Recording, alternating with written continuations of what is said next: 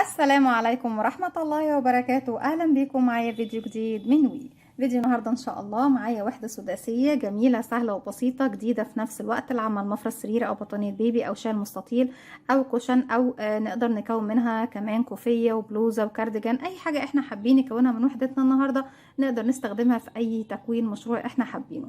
زي ما إحنا شايفين كمان وحدتنا النهاردة بتكون مميزة باستخدام مجموعة من الألوان وكلها ممكن نستخدم فيها بقايا الخيوط، ودي اهم نقطة عندنا النهاردة. اتمنى فيديو النهاردة يكون سهل وبسيط عليكم وكمان ينول اعجابكم. بسم الله الرحمن الرحيم. هشتغل معاكم بخيط صوف متوسط السمك مع ابرة رقم 3.5 ملم. نبتدي نشتغل بثلاث الوان، وممكن تكوني الوحدة بلونين وممكن تكوني الوحدة بلون واحد. اذا لون واحد هيبقى الثلاث سطور بنفس اللون، اذا هتكونيها بلونين فبيكون الاول والتاني بلون والاخير بلون مختلف. لو هتكونيها بثلاث الوان يبقى زي ما احنا شايفين كل سطر منهم هيكون بلون مختلف عن اللي قبل. في البداية بسم الله الرحمن الرحيم بنبتدي نكون دائرة سحرية، وداخل الدائرة السحرية بشتغل 18 غرزة عمود بلفة. هسيب مسافة من الخيط وعلى 2 من الأصابع ابتدي ألف الخيط وارجع للخلف واجي تاني للأمام. بجيب الخيط عكس بعضه من نفس المكان برجع تاني للخلف. هلف ايدي الناحية التانية تكون عندي هنا حلقتين، بنزل تحت الحلقة الأولى وبسحب من تحتها الحلقة التانية والف ايدي الناحية التانية. واحدة واحدة اخرج الخيط من على ايديا واتأكد ان طرفين الخيط داخل الدائرة السحرية.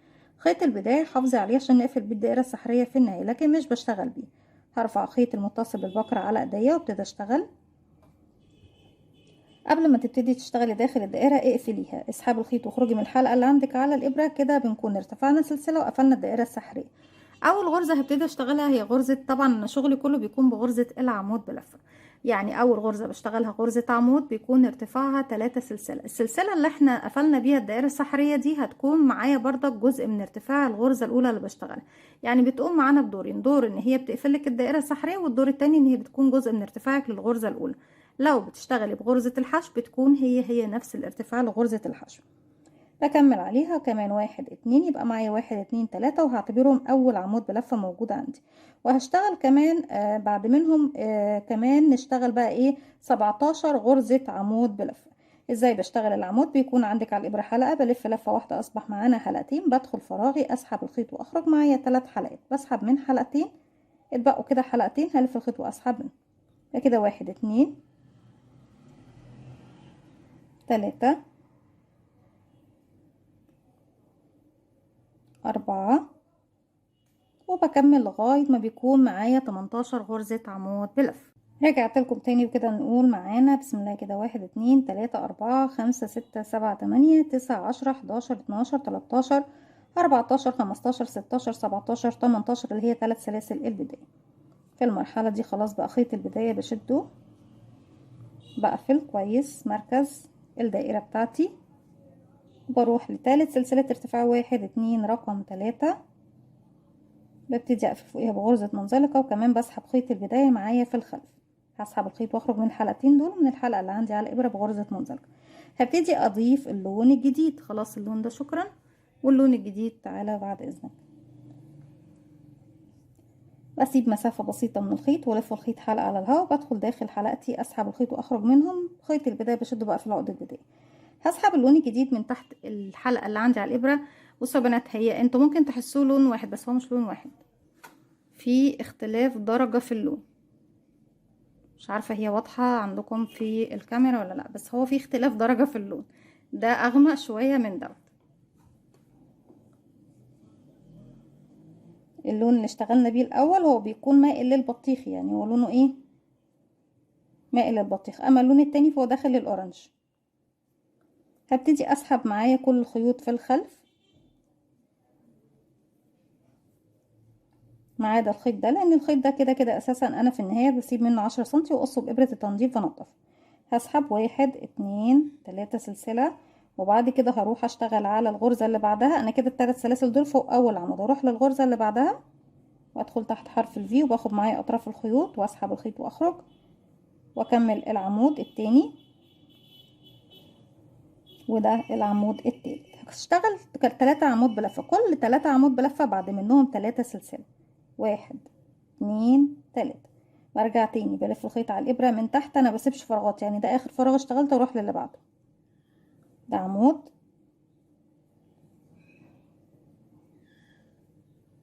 2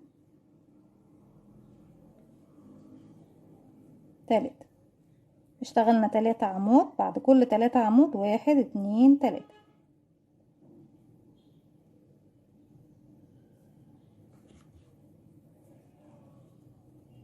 بنكمل، بلف الخيط على الابرة بس طبعا ده اخر فراغ اشتغلته، ما بسيبش من تحت اي فراغات. 1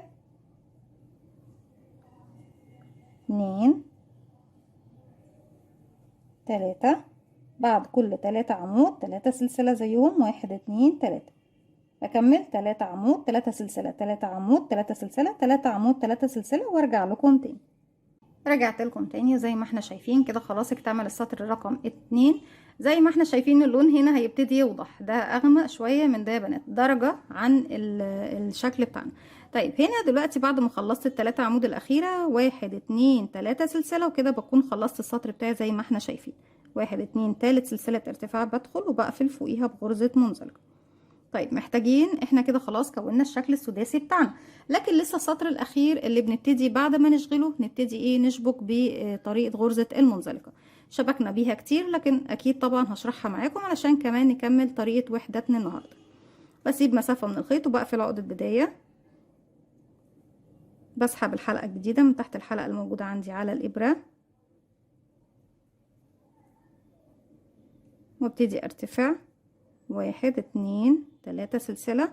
بردك بشتغل فوق كل عمود بلفة يقابلني غرزة عمود بلفة زيه. هنا العمود بلفة ده فوق ال3 سلاسل اللي زيه تحت، واروح فوق العمود اللي بعده اشتغل عمود، والعمود اللي بعده اشتغل عمود. طيب وصلت لل3 سلاسل، هشتغل داخل ال3 سلاسل دايما على مستوى السطر الثالث بتاعي كله 2 عمود 3 سلسلة 2 عمود بلفة. لو حابين تخلوهم 3 عمود 3 سلسلة 3 عمود مفيش اي مشكلة. ده 1 2 2 سلسلة او 3 سلسلة، خليهم 2. بعد كده 1 2 عمود زي ما احنا شايفين. نرجع تاني فوق ال3 عمود 3 عمود زيهم، 1 2 3. فوق الزاوية 2 عمود 2 سلسلة 2 عمود، او 3 عمود 3 سلسلة 3 عمود. كده 1 2 1 2. كمان في نفس الفراغ 1 2، وبكمل السطر بتاعي كله بنفس الطريقة. فوق ال3 عمود 3 عمود، فوق ال3 سلاسل 2 عمود 2 سلسلة 2 عمود بلفة. ولو هتحبوا تزودوا في الزاوية، يعني انا برضك بقول لكم اختيارات اللي انتوا ممكن ايه تعدلوا بيها. هتشتغلي 3 عمود 3 سلسلة 3 عمود بلفة. اكمل السطر وارجع لكم نشوف طريقة التشبيك مع بعض. رجعت لكم تاني بكده، خلاص وحدتي اكتملت للسطر الثالث بتاعها. وزي ما احنا شايفين قد ايه هي سهله وبسيطه، فكرتها سهله وبسيطه لكن جميله جدا ومميزه في نفس الوقت. هبتدي نقفل اخر سطر عندي، مش هقفل في السلاسل، هقفل في اول عمود اشتغلت. طيب محتاجه ان انا اشبك كل وحده بتشبكيها بنفس اللون اللي انت بتختمي بيه مع الوحده المقابله ليها. تمام. تعالوا نمشي بس بمنزلقه لغايه الزاويه بحيث ان احنا نبتدي نشتغل الزوايا مع بعض. هدخل في الزاويه، ومن المكان ده ببتدي ارتفاع سلسلة. لما ببتدي اشتغل يا بنات ببتدي اشبك على ظهر الشغل. طالما هشبك بغرزة منزلقة هشبك على ظهر الشغل. بجيب هنا الوحدة المقابلة ليا، ده ظهر الشغل، وطبعا وشين الشغل في الداخل. عندي هنا هدخل اهو بسحب بغرزة منزلقة وهرتفع سلسلة. انا عايزة السلسلة دي ارتفعتها لي عشان تريحني وانا ماشية في الشغل. دلوقتي لما باجي بشتغل بيكون عندي ضلعين، حرف امامي الفرونت لوب وحرف خلفي اللي هو ايه الحلقة الخلفية الباك لوب. لما باجي اشبك بغرزة المنزلقة انا بشبك على ظهر الشغل، باخد حلقة واحدة من هنا وحلقة واحدة من هنا. بالنسبة للقطعة اللي قدامي باخد الحلقة الامامية الفرونت لوب، طبعا الخلفية بتكون في الخلف. لو انا دورت الشغل الناحية دي يا بنات هتكون دي الامامية ودي الخلفية، انا بتكلم من الاتجاه اللي انا شغالة فيه. دلوقتي دي الامامية بالنسبة لي، واسيب الحلقة اللي وراها. بالنسبة للعمود اللي في الوحدة اللي ورايا دي الامامية بسيبها وهاخد الخلفية، يعني باخد اللي عكس بعض، هنا امامي هنا خلفي، باخد امامية من هنا وخلفية من هنا. هسحب بقى الخيط واخرج من تحت الحلقات الموجودة عندي على الابرة كلها. تاني بكرر معاكي حلقة بتدخل الحلقة الامامية الفرونت لوب، بتسيب الخلفية اهي واقعة تحت، وهنا بسيب الامامية وباخد الخلفية الباك لوب، بيبقى فرونت لوب مع باك لوب، امامي مع خلفي. هسحب الخيط واخرج من تحت الحلقتين دول والحلقة اللي عندي على الابرة، وبكمل لغاية ما بوصل للزاوية ايه اللي بعدها. انا ابتديت هنا بقفل في الزاوية التانية، امامي مع خلفي، واسحب الخيط واخرج من تحت الحلقات الثلاثة اللي عندي على الابرة. حلقة اساسية والحلقتين اللي انا دخلت ايه تحتيهم دي الاساسية، ودول الاتنين اللي انا دخلت تحتيهم بسحب من تحتهم كلهم الحلقة دي زي ما احنا شايفين لغاية ما وصلت لاخر غرزة عندي. وببتدي بعد كده بروح بقى للزاوية اللي بعدها واسحب بردك بنفس الطريقة.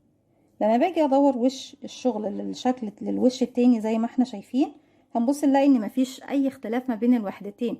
ليه يا رندا؟ لان انا شبكت بلون من الوان الوحدتين. يعني انا اخر سطر بالنسبه للوحده دي هو كان اللون الجنزري اللي احنا اشتغلنا بيه، والسطر ده كان اللون الكشمير. لو دي الوحده اللي انا بشتغلها في الاخر هبتدي اشبك في الوحده دي، ولو دي الاخيره ببتدي اشبك في الوحده التانية. اللي بيبان معاكي واحد من اللونين، يعني انا بشبك دي في دي طالما انا عندي واحد من اللونين اللي ختمت بيهم السطر بشبك بيه، فبالتالي مش هيبان معايا اي اختلاف. كل اللي بيبان معايا ايه الخط اللي انا سبته من هنا اهو، الحلقه اللي انا سبتها من هنا والحلقه اللي انا سبتها من هنا، وخط ما بينهم في المنتصف بيكون بنفس اللون الوحده اللي انا شبكت بيه. شكل بيكون مميز جدا وجميل، مفيش اي بروز، بيكون جاي بشكل ناعم وانسيابي وجميل. دي كانت فكرة الوحدة بتاعتي النهاردة، وحدة سهلة قوي قوي قوي وبسيطة لكن جميلة في نفس الوقت، وهتدينا فرصة تفتح لنا فرصة ان احنا نستخدم بقايا الخيوط. اتمنى فيديو النهاردة يكون سهل وبسيط عليكم وكمان ينول اعجابكم. ما تنسوش فضل الله امرا اذا عجبكم الفيديو تدعموني بلايك وشير وسبسكرايب، واستنوني في فيديو جديد من وما تنسوش كمان تفعلوا زرار الجرس ليوصلكم مني كل جديد. السلام عليكم ورحمة الله وبركاته.